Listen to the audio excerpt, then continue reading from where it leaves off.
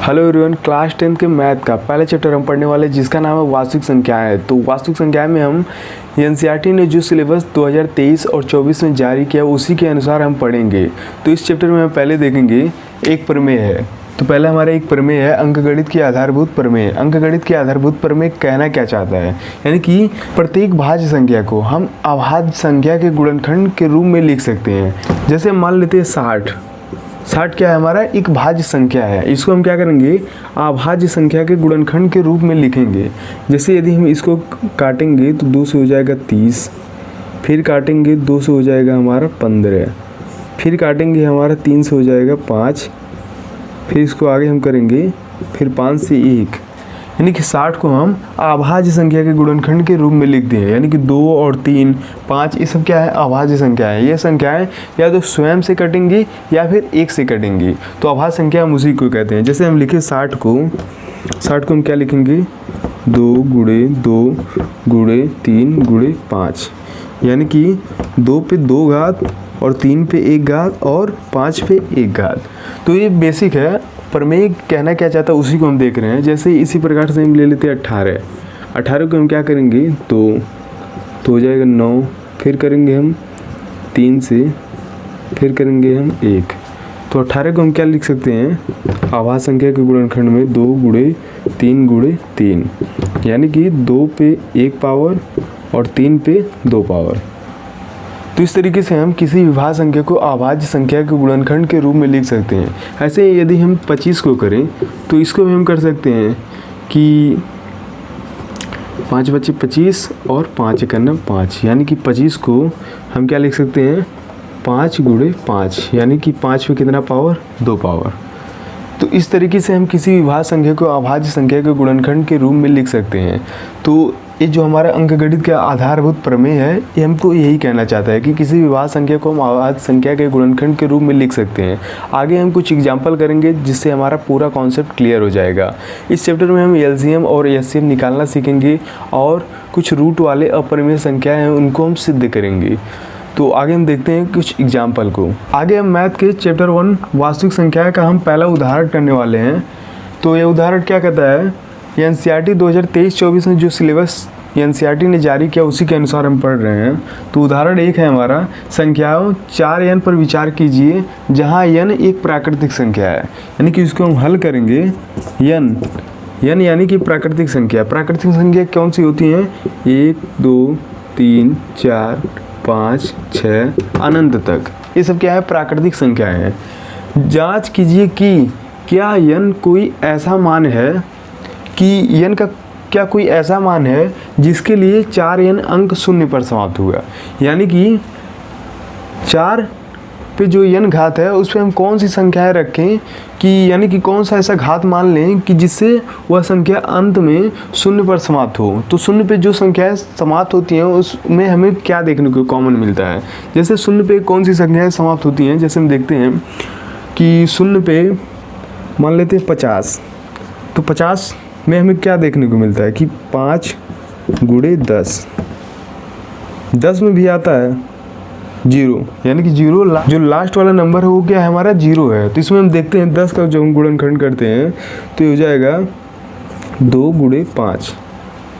इसी प्रकार यदि हम 650 का करें तो हो जाएगा 65 गुणे 10।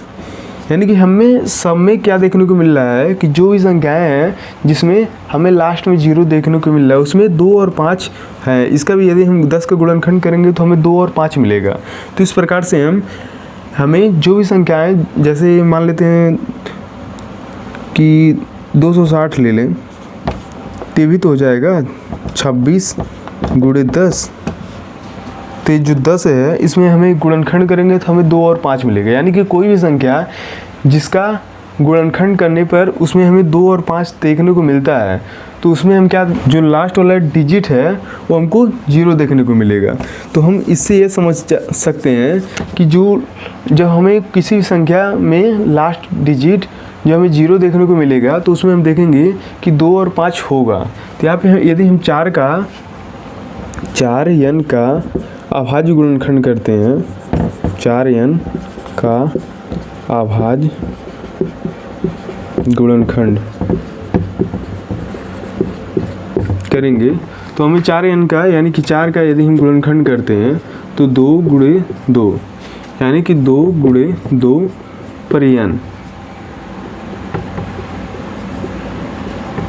आगे हम एक चीज़ और समझ सकते हैं, जैसे n का हम कोई भी मान रखते हैं, जैसे 4n पे यदि हम 4 का 1 रखें तो हमें क्या देखने को मिलेगा, 4 देखने को मिलेगा। यदि हम 4 पर 2 रखते हैं तो हमें देखने को मिलेगा 16। यदि हम 4 पे 3 रखते हैं तो हमें 64 देखने को मिलेगा। यदि हम 4 पर 4 रखते हैं तो हमें 256 देखने को मिलेगा। यदि हम 4 पे 5 रखते हैं घात तो हमें 1024 देखने को मिलेगा। इसी प्रकार यदि हम 4 पे 6 रख दें, 4 पे यदि हम 6 रख दें तो हमें 4094 देखने को मिलेगा। इस प्रकार से हम देख रहे हैं कि जो लास्ट वाला डिजिट है हमारा वो शून्य नहीं है, तो इसलिए हम कह सकते हैं कि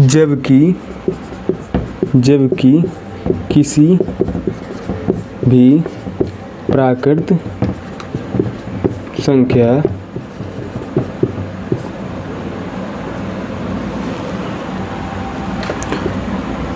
जो शून्य पर समाप्त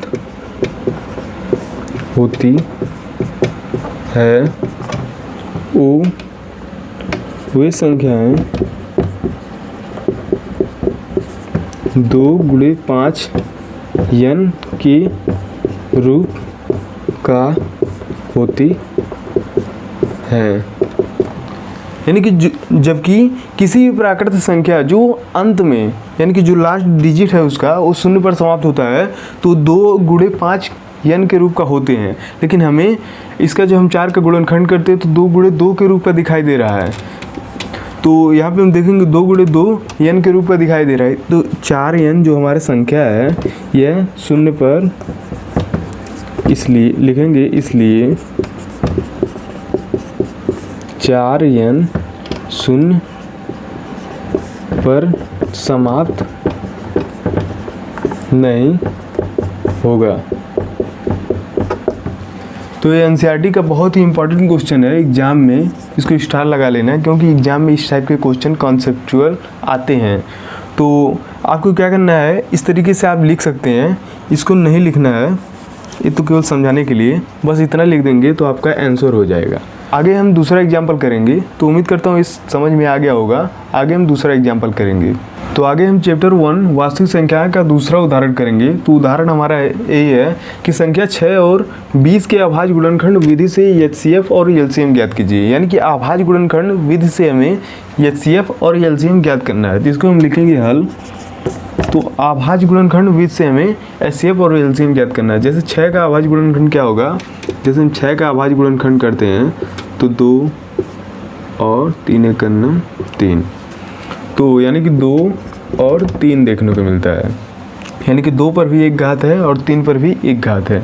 और यदि हम 20 का करते हैं, 20 का हम गुणनखंड करते हैं 20 का, तो हम क्या देखेंगे 10 और उसके बाद 2 यानी कि 5 5, यानी कि 2 गुणे 5, यानी कि 2 पर 2 घात और 5 पर 1 घात।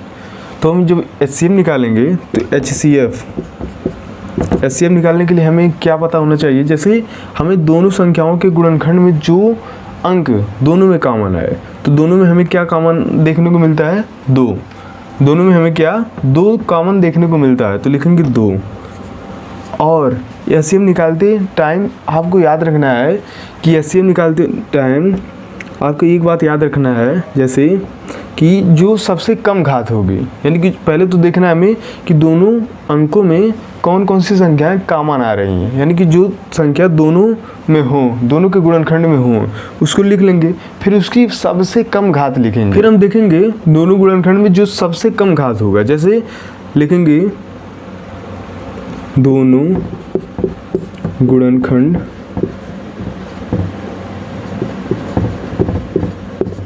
की सबसे कम घात।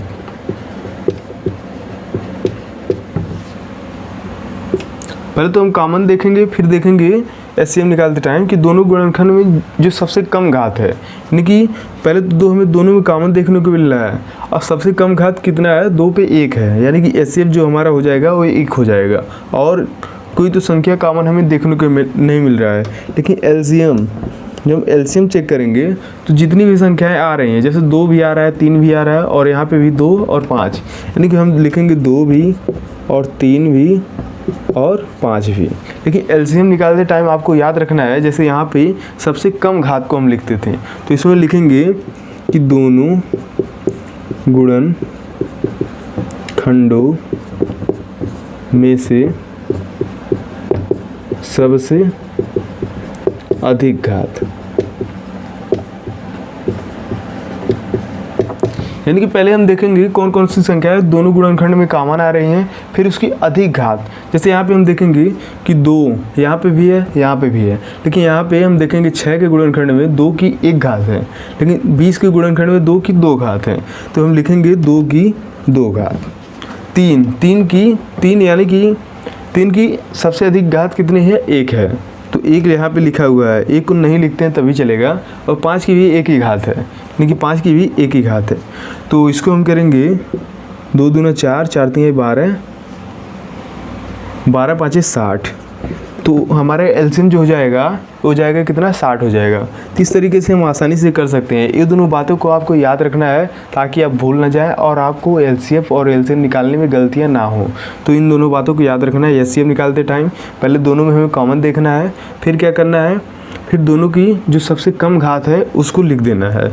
और यहाँ पर हम देखेंगे एलसीएम के टाइम में दोनों में जो भी संख्याएँ हैं उसको सारे संख्याओं को लिख लेना है, फिर दोनों में सबसे जो अधिक घातें हैं उसको लगा के उसके बाद जो हल करेंगे तो हमारा एलसीएम आ जाएगा।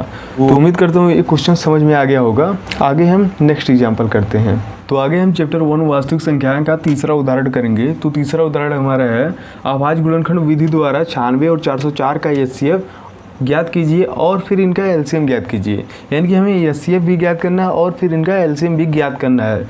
तो इसको हल करने से पहले एक हम सूत्र देखेंगे। सूत्र हमारा है दो संख्याओं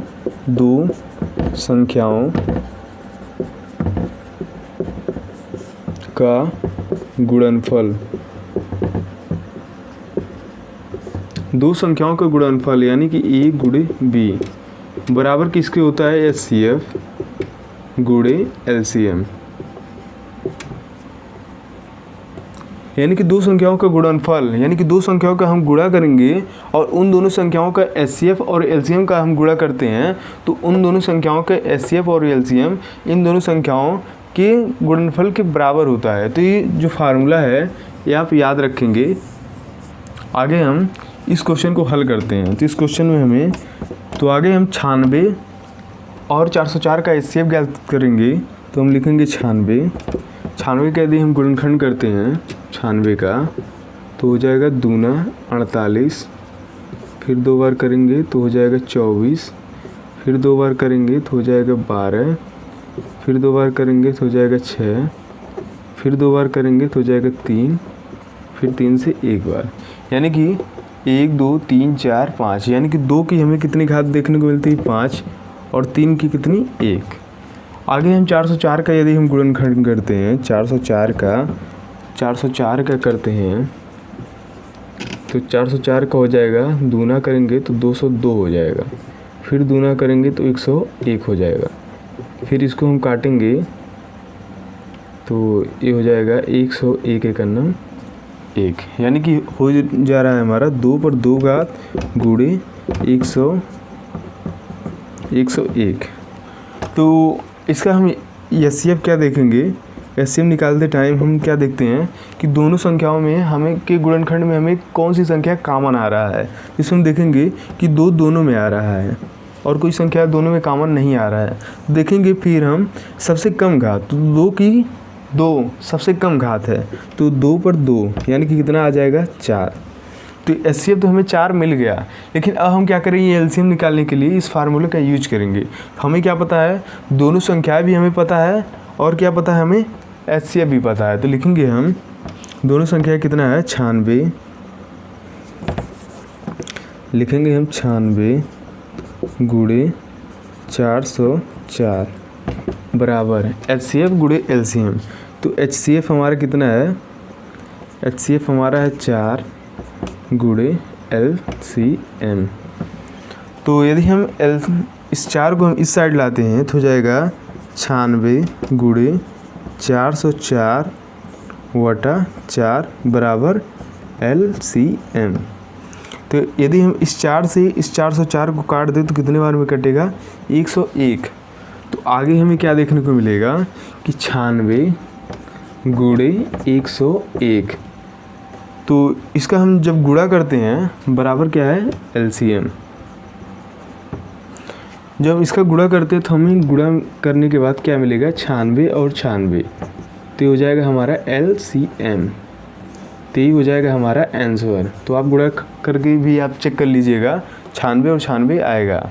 तो इस तरीके से हम आसानी से फार्मूले का यूज करके आसानी से LCM भी निकाल सकते हैं, HCF भी निकाल सकते हैं। तो उम्मीद करता हूँ क्वेश्चन आपको समझ में आ गया होगा। यदि कुछ डाउट है तो वीडियो को पीछे करके देख लेना। आगे हम नेक्स्ट एग्जाम्पल सॉल्व करते हैं। तो आगे हम चैप्टर 1 वास्तविक संख्याएं का उदाहरण चौथा करेंगे। तो इसको हम करेंगे हल। तो उदाहरण हमारा है संख्या 6, 72 और 120 का अभाज्य गुणनखंड विधि द्वारा HCF और LCM ज्ञात कीजिए।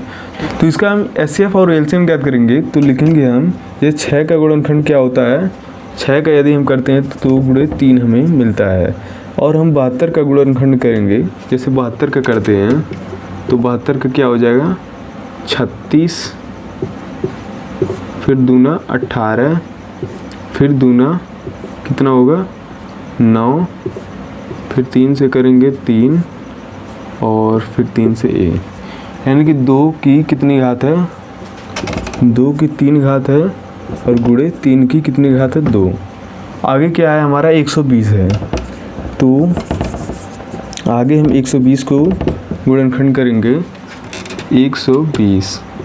तो 120 का करते हैं तो दूना हो जाएगा 60, फिर दूना हो जाएगा 30, फिर दूना हो जाएगा 15, फिर दूना करेंगे नहीं 3 से 5, फिर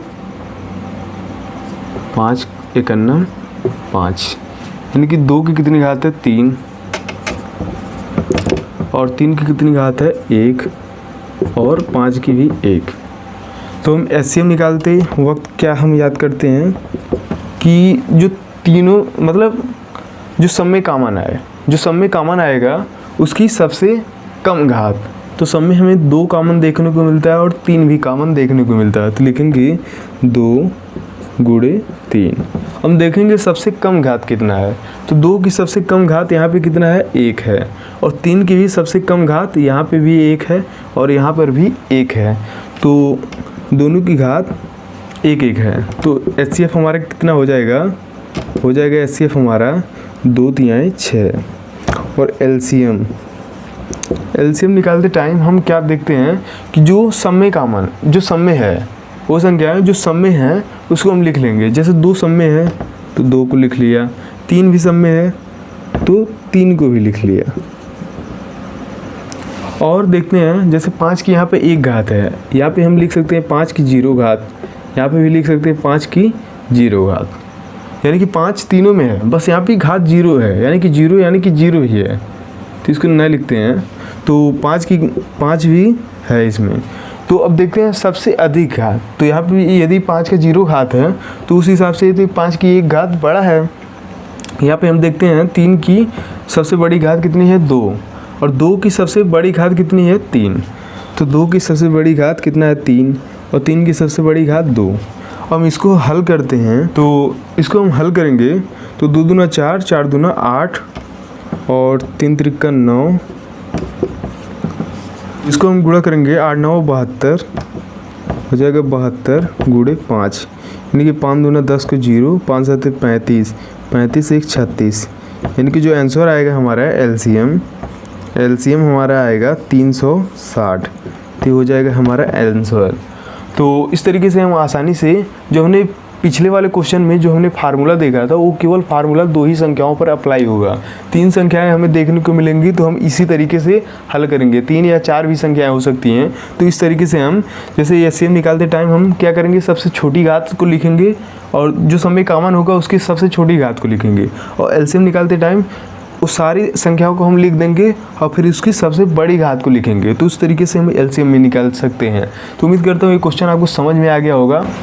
तो इन क्वेश्चन को यदि आपने कर लिया है तो आगे पर्सनली के भी क्वेश्चन को आप कर सकते हैं। यदि पर्सनली को कोई क्वेश्चन नहीं होता है तो आगे की वीडियो आप देख सकते हैं। तो फिर मिलते हैं अगले वीडियो में, तब तक के लिए जय हिंद।